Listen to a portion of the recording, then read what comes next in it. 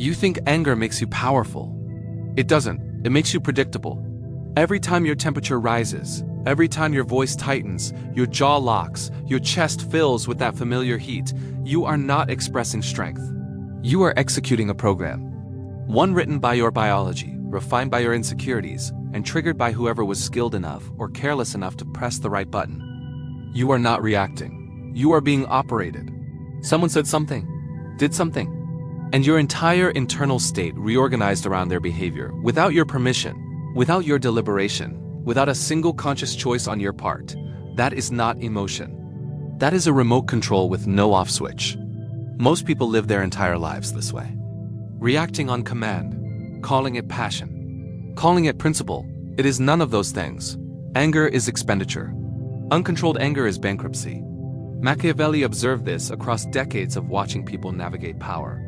The individuals who held authority across time were never the ones who expressed the most conviction. They were the ones who could not be moved by provocation. Who understood that the person who can disturb your emotions has already, in the most meaningful sense, defeated you, regardless of how the argument ends.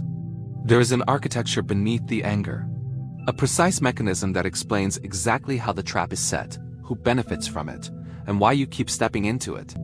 This video will show you, law by law, how composure. A scenario. Someone in your environment consistently does something that bothers you. You have responded with visible irritation, perhaps not dramatically, but perceptibly. And the behavior continues. Not because they are deliberately trying to provoke you, but because your response, the attention and emotional engagement it produces, has reinforced the behavior below anyone's conscious awareness. Withdraw the response, calmly, completely, without announcement, and watch what happens over time. Without the response, the behavior has no reinforcement. It continues for a period because patterns are persistent. Then it fades. Not because they decided to change. Because the mechanism that sustained it stopped receiving fuel. You didn't fight the behavior. You starved it. Another scenario. A negotiation. Someone says something designed to destabilize your composure, to introduce emotional noise into a process that benefits from clarity. The comment is calculated to shift you out of your strategic register and into your reactive one. You feel the heat of it, the pull toward response. You remain. Not with visible effort. With the composed attention of someone who has noted what just happened, what it was designed to do, what it reveals about the person who deployed it, and has determined that nothing here warrants the expenditure of their equilibrium. They fired. The shot landed nowhere. And a weapon that lands nowhere is not a weapon, it is a display. The old version of you reacted because staying calm felt like accepting what was done to you. The new understanding is this: reacting is not resistance. It is confirmation. The composed non-response is the only reply that costs them something, because it reveals that their tool does not work on you. Every reaction you give is a receipt. It tells them exactly what they spent and what they got for it. Stop funding what bothers you with the currency of your attention. Number 3. The story you tell about the event is the event. Something happened. And then immediately, automatically, entirely below your conscious awareness, you told yourself a story about what it meant. That story, not the event, is what produced the anger. People believe they are responding to events. They are responding to interpretations, and interpretations are not facts. They are constructions, built from prior experience, from current mood, from the particular lens active in the moment the event occurred. The event was neutral. Your interpretation was not. And the anger belongs to the interpretation, not the event. Here's what most people don't realize. Two people can experience the identical event and produce entirely different emotional responses. Not because one is more sensitive, but because they constructed different stories about what the event meant. One person interprets a colleague's short response as dismissiveness. Another interprets it as distraction. One person interprets a canceled plan as rejection. Another interprets it as inconvenience. The event was identical. The stories diverged. The emotional responses followed the stories, not the events.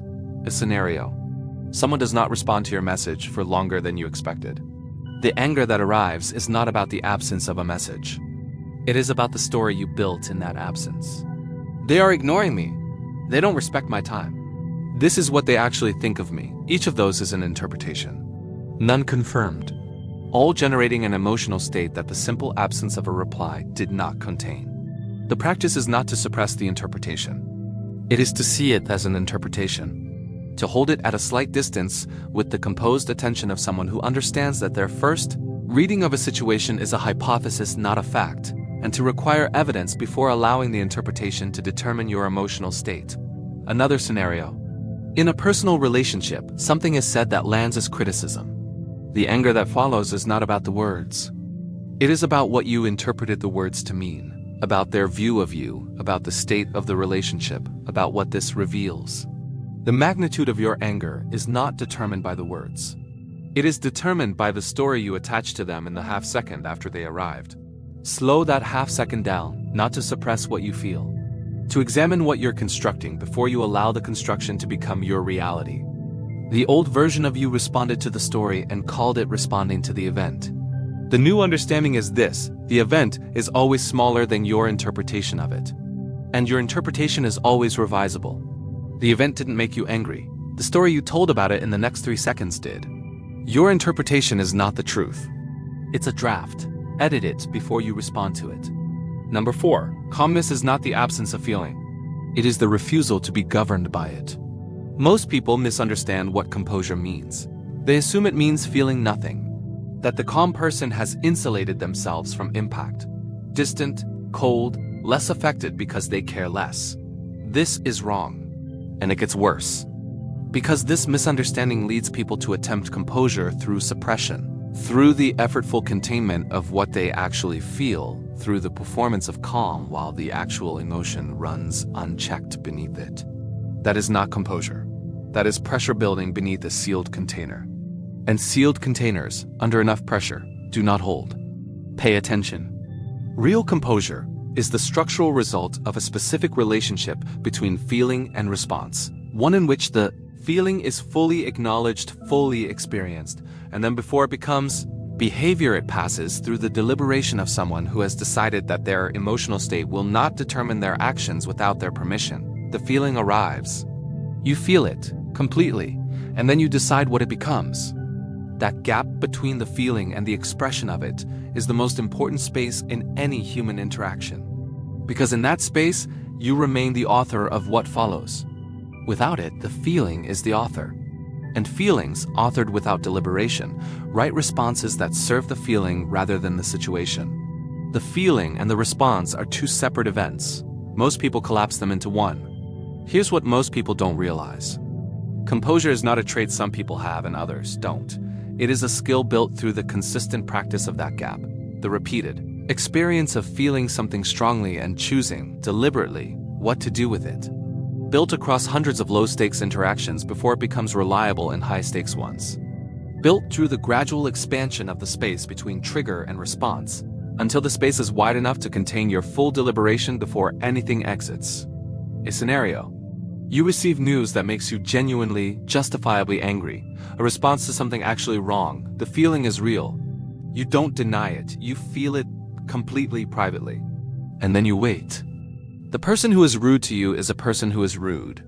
The person who dismisses you is a person who dismisses. The person who speaks over others has been speaking over others in every room they've entered, long before you arrived in one of those rooms. Their behavior toward you is not a verdict on you. It is a pattern they carry, from whatever combination of insecurity, habit, and unexamined psychology shaped them into the person currently in front of you.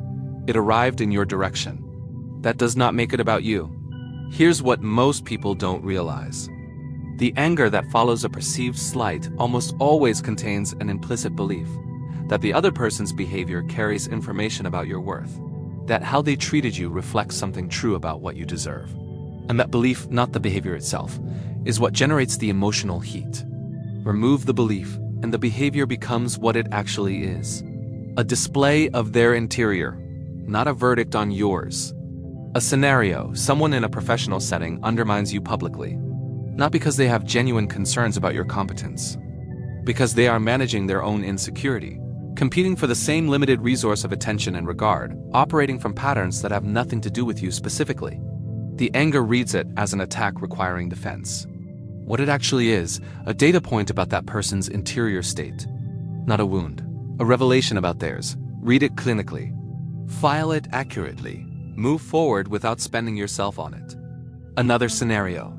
Someone close to you speaks with a harshness that feels disproportionate.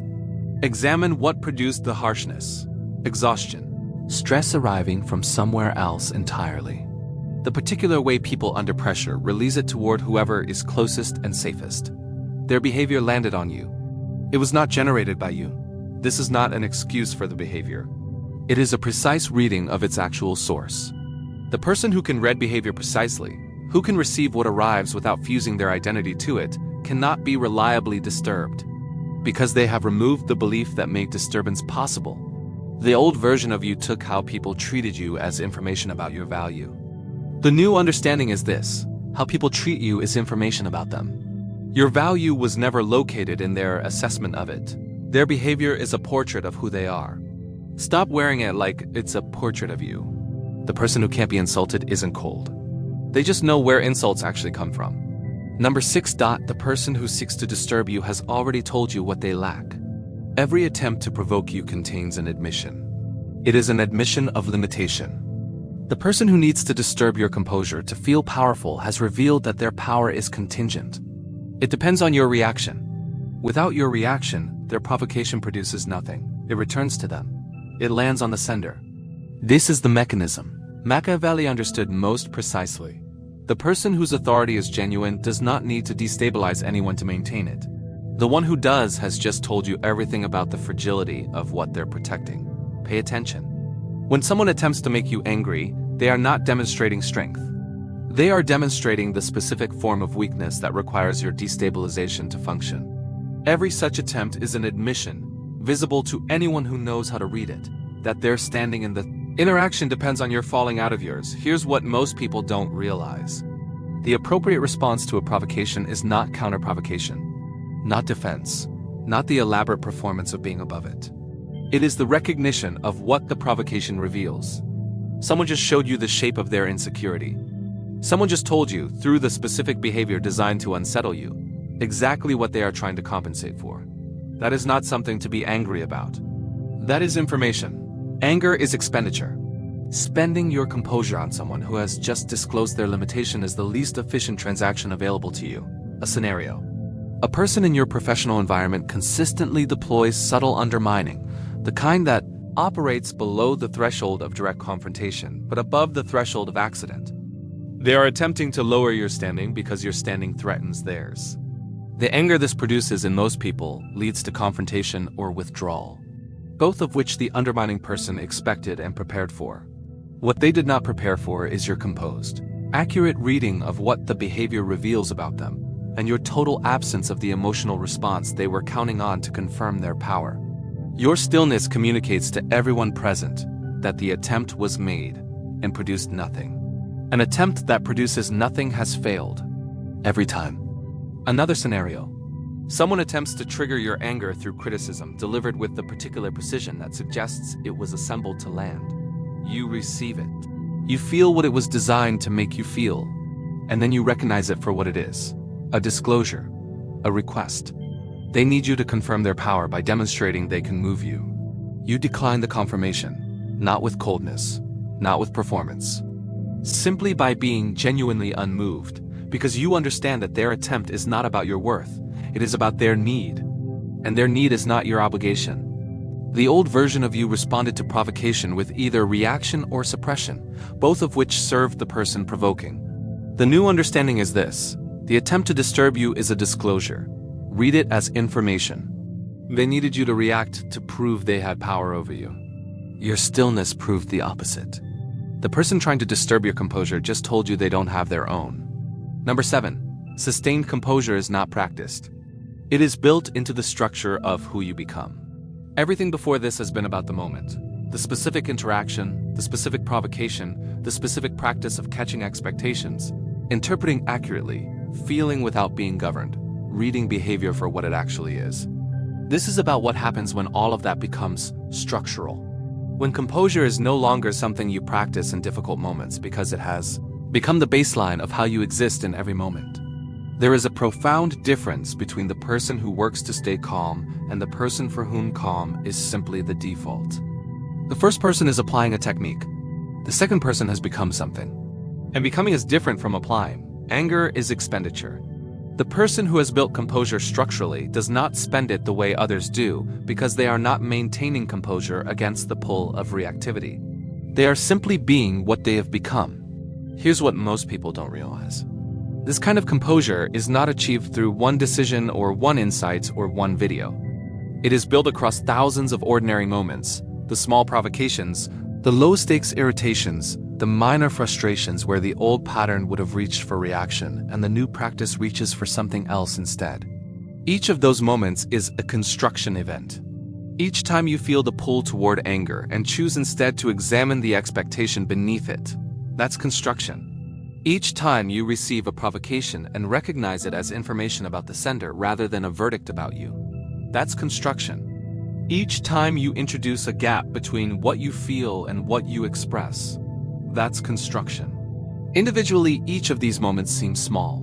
Cumulatively, they build something that is genuinely different from what most people carry. Pay attention. A scenario. You have been practicing the laws in this video across weeks of ordinary interaction. Not perfectly, the anger still arrives sometimes. The interpretation still runs ahead of the evidence. But more often than before, you catch it. You recognize the expectation beneath the anger before the anger has fully formed. And over time, the catching becomes faster. The gap between trigger and recognition widens. The reaction that used to arrive automatically now arrives with a slight delay. And in that delay, the choice lives. Then one day, in a situation that would previously have produced significant anger, you notice something different. Not that the anger didn't arrive, that it arrived smaller. Because the structure you've been building has changed the environment the anger enters. The expectations are more accurate. The interpretations are more provisional. The recognition of what behavior reveals about its source has made other people's provocations less personally relevant. The anger still comes. You are not becoming something that doesn't feel, but what comes is proportional. And proportional anger, arriving in exact correspondence to what actually happened, without the amplification of unexamined expectation, is a tool, not a liability. Another scenario. Someone who once had reliable access to your anger, who had, whether deliberately or accidentally, mapped your emotional reactions, encounters the version of you that has been structurally rebuilt. They deploy the behavior that used to work. It produces nothing they expected. Not because you suppressed something. Because the structure beneath the behavior has changed. The expectation that used to make the gap is no longer there. The interpretation that used to generate the heat has been replaced by an accurate reading of what the behavior actually is. They are pressing a button that no longer connects to anything. And in their confusion, in the slight recalibration of someone whose tool has stopped working, you see, clearly and without satisfaction, exactly what their behavior was always about. Machiavelli's most durable observation about emotional control was not about any particular technique. It was about the compounding nature of strategic self-discipline, how the person who has built the ability to remain composed across time acquires an accumulating advantage over everyone who has not. Not because composure wins arguments, but because composure preserves the clarity, the credibility, and the strategic perception that reactive people continuously spend. You cannot think clearly from inside anger. You cannot read situations accurately from inside anger. You cannot make decisions from inside anger that you will respect when the anger has passed. The person who has built composure structurally is not calmer than others in the way that someone rested is calmer than someone tired. They are operating from a different architecture entirely. The old version of you managed anger as it arrived, sometimes well, sometimes not, always at a cost. The new understanding is this: the goal is not to manage anger better. It is to build the structure that produces less of it, by closing the gaps that generate it, by reading its sources accurately, by becoming someone whose composure is not a performance applied over reactivity, but a genuine reflection of how they have learned to understand what happens to them. You're not trying to stay calm. You're becoming someone for whom this doesn't require effort. The goal isn't to manage the fire better. It's to stop building the conditions that start it. You have reached the end. Let's be exact about what was examined here. Anger is expenditure. Most people spend it without accounting, in every automatic reaction, in every unexamined expectation, in every interpretation that ran ahead of the evidence. And the cost is not just the anger itself. It is the clarity, the credibility, and the composure that the anger consumed on its way out. Law 1. Anger is not a response to events. It is a response to expectations. Expectation broke. Anger announced it. Close the gap, not by lowering your standards, but by building your models on evidence, and the anger loses the raw material it requires. Law 2. What you react to, you give power to. Every visible reaction is a receipt. It tells them exactly what they spent and what they got for it. You didn't fight the behavior, you starved it. Law 3. The story you tell about the event is the event. Your interpretation is always a draft. The anger that feels like it belongs to what happened actually belongs to the meaning you assigned in the half second after it arrived. Edit the draft before you respond to it. Law 4. Composure is not the absence of feeling. It is the refusal to be governed by it. The feeling and the response are two separate events. Escalation requires a mirror. You refuse to be one. Law 5. Most provocations are not about you. They are about the person delivering them. Their behavior is a portrait of who they are. Stop wearing it like it's a portrait of you. Law 6. The person who seeks to disturb you has already told you what they lack. Their need for your anger is the admission of the fragility of their power. Your stillness returns the provocation intact to its source. Law 7. Sustained composure is not practiced. It is built into the structure of who you become. Not through one insight, not through one decision, through thousands of ordinary moments of catching the reaction before it completes. Until the structure itself is what produces the composure. And what the structure produces requires no maintenance.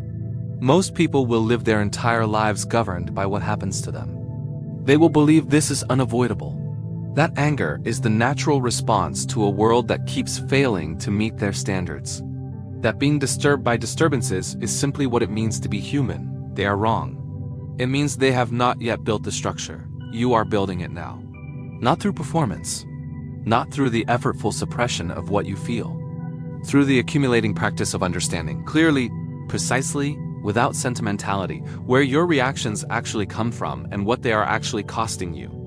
And through that understanding, something becomes available that cannot be taken, disturbed, or governed by anyone outside you. The person who cannot be moved without their permission has never truly been at anyone's mercy. Asterisk.